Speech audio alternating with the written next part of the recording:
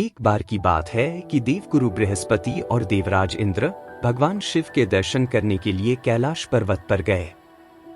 तब भगवान शिव ने अपने भक्तों की परीक्षा लेने के विषय में सोचा।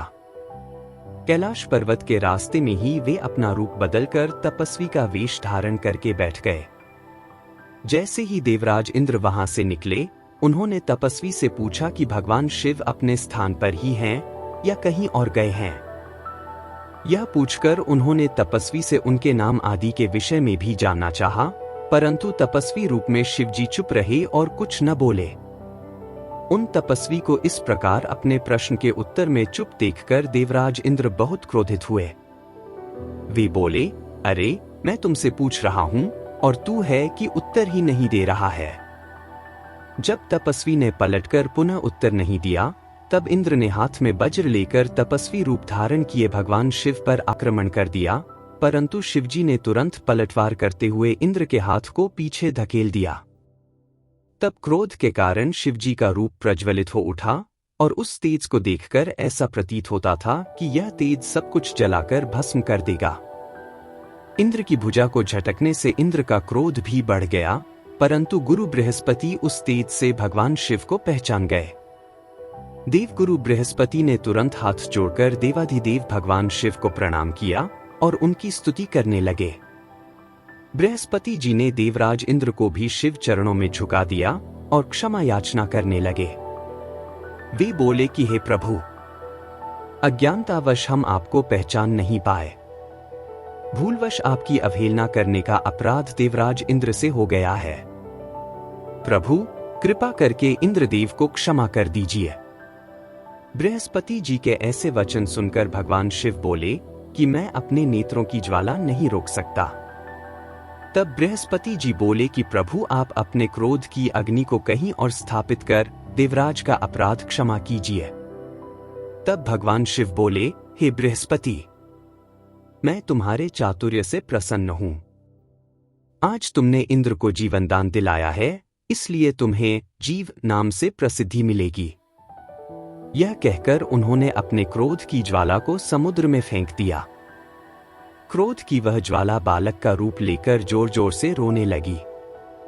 उस बालक के रोने की आवाज से सारा संसार भयभीत हो गया। तब सभी चिंतित होकर ब्रह्मा जी की शरण में गए। तत्पश्चात बोले, हे ब्रह्मा जी, इस समय हम सभी पर बड़ा भारी संकट आन पड़ा है।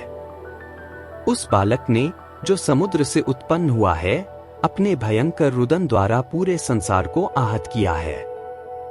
आप उस बालक का सहार करके हमें भय मुक्त कराएं। देवताओं की इस प्रकार की प्रार्थना सुनकर ब्रह्मा जी अपने लोक से पृथ्वीलोक पर उतरकर उस समुद्र पर पहुंचे जहां वह बालक विद्यमान था। ब्रह्मा जी को अपने पास आता देखकर समुद्र ने भक्तिपूर्वक उन्हें प्रणाम किया और उस बालक को ब्रह्मा जी को सौंप दिया। तब ब्रह्मा जी ने आश्चर्यचकित होकर समुद्र देव से प्रश्न किया कि यह बालक किसका है। समुद्र देव बोले कि हे भगवान, यह बालक गंगा सागर की उत्पत्ति स्थल पर प्रकट हुआ है, परंतु मैं इस बालक के विषय में और कुछ नहीं जानता। जब ब्रह्मा जी समुद्र से बातें कर रहे थे, तब उस समय उस बालक ने ब्रह्मा जी के गले में हाथ डाल दिया और उनका गला जोर से दबा दिया, जिसकी पीड़ा स्वरूप उनकी आंखों से आंसू बहने लगे। तब ब्रह्मा जी ने यत्नपूर्वक उस बालक की पकड़ से अपने को मुक्त कराया और समुद्र से बोले कि तुम्हारे इस जातक पुत्र ने मेरे नेत्रों से जल निकाला है, अतः यह बालक जलंधर नाम से प्रसिद्ध होगा। उत्पन्न होते ही युवा हो जाने के कारण यह बालक महापराक्रमी, महाधीर जवान, महायोद्धा और रण दुर्मद होगा। यह बालक युद्ध में सदैव विजयी होगा, यहां तक कि यह भगवान श्री हरि विष्णु को भी जीत लेगा। यह बालक दैत्यों का अधिपति होगा। कोई भी मनुष्य या देवता इसका चाहकर भी कुछ नहीं बिगाड़ पाएंगे। इसका सहार केवल त्रिलोकीनाथ भगवान शिव के द्वारा ही संभव है। यह कहकर ब्रह्मा जी ने असुरों के गुरु शुक्राचार्य को बुलाया और उनके हाथों से उस बालक को दैत्यों का राजा स्वीकार करते हुए उसका राज्याभिषेक कराया। अपने जातक पुत्र के विषय में जानकर समुद्रदेव बहुत प्रसन्न हुए और वे उसे अपने निवास स्थान पर ले गए। कुछ समय पश्चात उन्होंने जलंधर का विवाह कालनेमी नामक असुर की परम सुंदर पुत्री वृंदा से संपन्न करा दिया। जलंधर आनंदपूर्वक अपनी पत्नी के साथ निवास करने लगा और असुरों के राज्य को बड़ी चतुराई और कर्तव्यपरायणता के साथ चलाने लगा। उसकी पत्नी वृंदा महान पतिव्रता नारी थी। एक दिन की बात है, असुरराज जलंधर अपने दरबारियों एवं मंत्रियों के साथ अपनी राजसभा में विराजमान था। तभी वहां असुरों के महान गुरु शुक्राचार्य पधारे। शुक्राचार्य को वहां आया देखकर जलंधर राज सिंहासन से उठा और आदरपूर्वक अपने गुरु को नमस्कार करने लगा। अपने गुरु की यथायोग्य सेवा करने के उपरांत जलंधर ने शुक्राचार्य से प्रश्न किया कि गुरुजी, राहु का सिर किसने काटा था? इसके बारे में आप मुझे सविस्तार बताइए। शुक्राचार्य ने अपने शिष्य सागर पुत्र जलंधर के प्रश्न का उत्तर देना आरंभ किया। वे बोले, एक बार देवताओं और असुरों ने मिलकर सागर के गर्भ में छुपे अनमोल रत्नों को निकालने के लिए सागर मंथन करने के विषय में सोचा। इस प्रकार दोनों असुरों व देवताओं में यह तय हुआ कि जो कुछ भी समुद्र मंथन से प्राप्त होगा उसे देवताओं और असुरों में आधा आधा बांट लिया जाएगा। तब दोनों ओर से देवता और असुर प्रसन्नतापूर्वक इस कार्य को पूरा करने में लग गए। समुद्र मंथन में बहुत से बहुमूल्य रत्न आदि प्राप्त हुए, जिसे देवताओं और असुरों ने आपस में बांट लिया। परंतु जब समुद्र मंथन द्वारा अमृत का कलश निकला तो राहु ने देवता का रूप धर कर अमृत पी लिया। यह जानते ही देवताओं के पक्षधर भगवान विष्णु ने राहु का सिर अपने सुदर्शन चक्र से काट दिया। राहु ने यह सब देवराज इंद्र के बहकावे में आकर किया था। यह सुनते ही जलंधर के नेत्र क्रोध से लाल हो गए। उसने घसमर नामक राक्षस का स्मरण किया, जो पल भर में ही वहां उपस्थित हो गया। जलंधर ने पूरा वृत्तांत घसमर को बताते हुए इंद्र को बंदी बनाकर लाने का आदेश दे दिया। वह आज्ञा पाते ही इंद्रदेव को लाने के लिए वहां से चला गया। देवराज इंद्र की सभा में पहुंचकर जलंधर के दूत ने अपने स्वामी का संदेश इंद्र को सुना दिया। वह बोला कि तुमने मेरे स्वामी जलंधर के पिता समुद्रदेव का मंथन करके उनके सभी रत्नों को ले लिया है। तुम वह सभी रत्न लेकर और अपने अधीनस्थों के साथ मेरे स्वामी की शरण में चलो।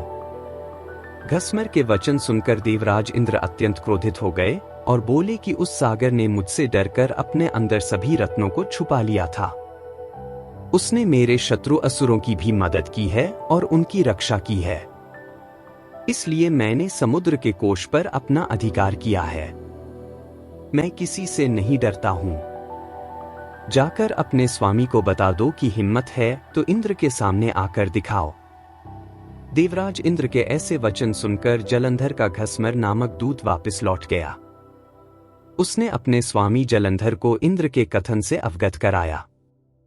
यह सुनकर जलंधर के क्रोध की कोई सीमा न रही और उसने देवलोक पर तुरंत चढ़ाई कर दी। अपनी वीर पराक्रमी असुर सेना के साथ उसने देवराज इंद्र पर आक्रमण कर दिया।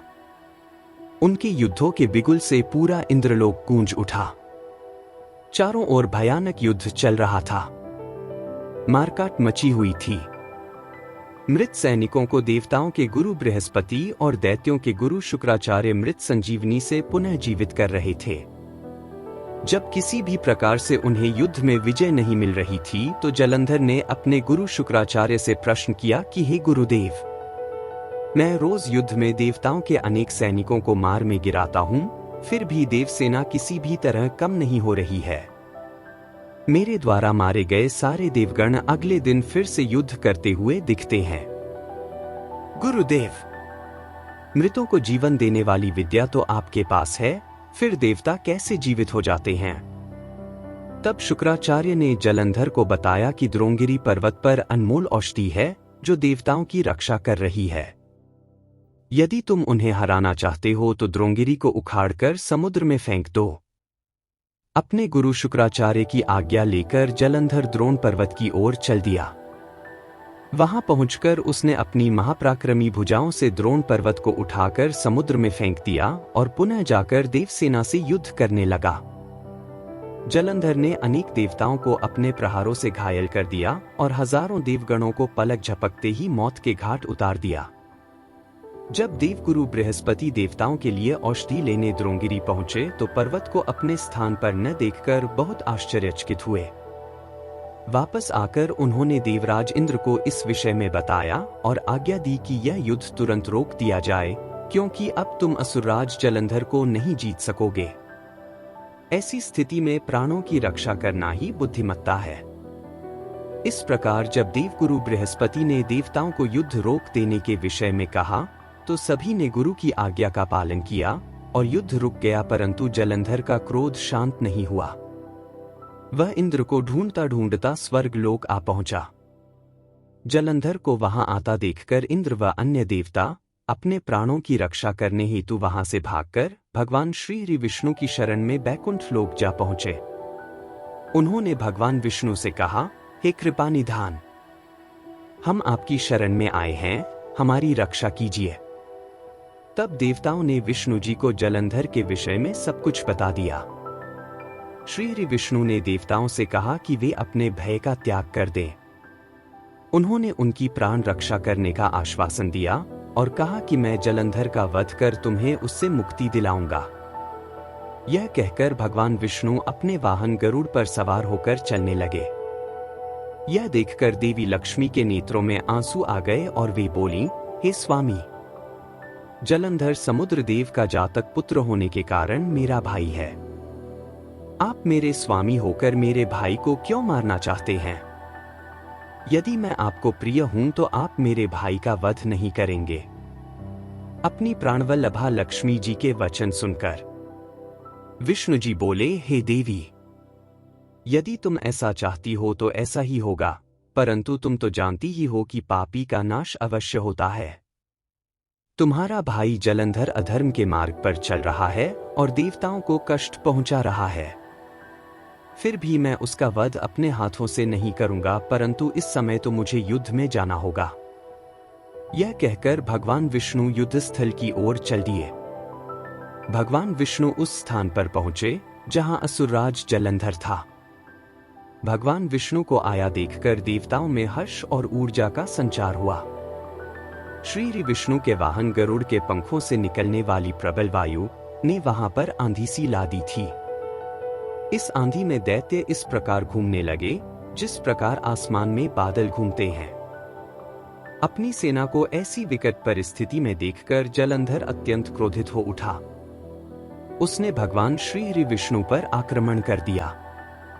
श्री हरि विष्णु ने अपने आप को उसके प्रहार से बचा लिया।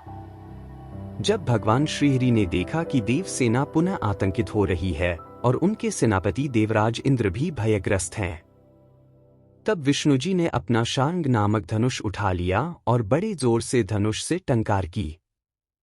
फिर उन्होंने देखते ही देखते पल भर में हजारों दैत्यों के सिर काट दिए।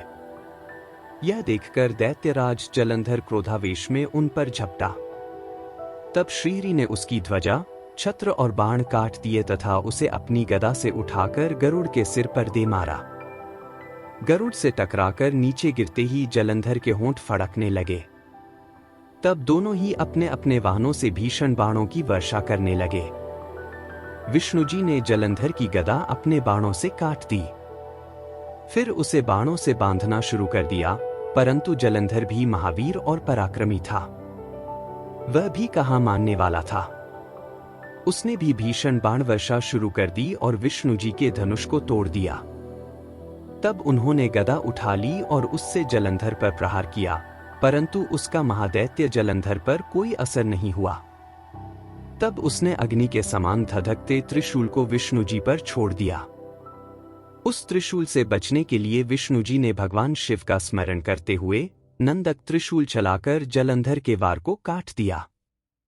तत्पश्चात विष्णु भगवान और जलंधर दोनों धरती पर कूद पड़े और फिर उनके बीच मल्ल युद्ध होने लगा। जलंधर ने भगवान विष्णु की छाती पर बड़े जोर का मुक्का मारा। तब विष्णु जी ने भी पलटकर उस पर मुक्के का प्रहार किया। इस प्रकार दोनों में बाहुयुद्ध होने लगा। उन दोनों के बीच बहुत देर तक युद्ध चलता रहा। दोनों ही वीर और बलशाली थे। न भगवान विष्णु कम थे और न ही जलंधर। सभी देवता और दानव उनके बीच के आश्चर्यचकित होकर देख रहे थे। युद्ध समाप्त न होते देख भगवान विष्णु ने कहा, हे दैत्यराज जलंधर, तुम निश्चय ही महावीर हो। तुम्हारा पराक्रम प्रशंसनीय है। तुम इतने भयानक आयुधों से भी भयभीत नहीं हुए और निरंतर युद्ध कर रहे हो। मैं तुम पर प्रसन्न हूं। तुम जो चाहे वरदान मांग सकते हो। मैं निश्चय ही तुम्हारी मनोकामना पूरी करूंगा। भगवान विष्णु के ये वचन सुनकर जलंधर बहुत हर्षित हुआ और बोला, हे विष्णु, आप मेरी बहन लक्ष्मी के पति हैं। यदि आप मुझ पर प्रसन्न हैं तो अपनी पत्नी और कुटुंब के लोगों के साथ पधारकर मेरे घर को पवित्र कीजिए। तब भगवान श्रीहरि ने तथास्तु कहकर उसे उसका इच्छित वर प्रदान किया। अपने दिए गए वर के अनुसार श्री विष्णु देवी लक्ष्मी व अन्य देवताओं को अपने साथ लेकर जलंधर का आतिथ्य ग्रहण करने के लिए उसके घर पहुंचे। जलंधर उन्हें देखकर बहुत प्रसन्न हुआ और उसने सब देवताओं का बहुत आदर सत्कार किया और उनकी वहीं पर स्थापना कर दी। विष्णु परिवार के स्थापित हो जाने के बाद जलंधर निर्भय होकर श्री विष्णु के अनुग्रह से त्रिभुवन पर शासन करने लगा।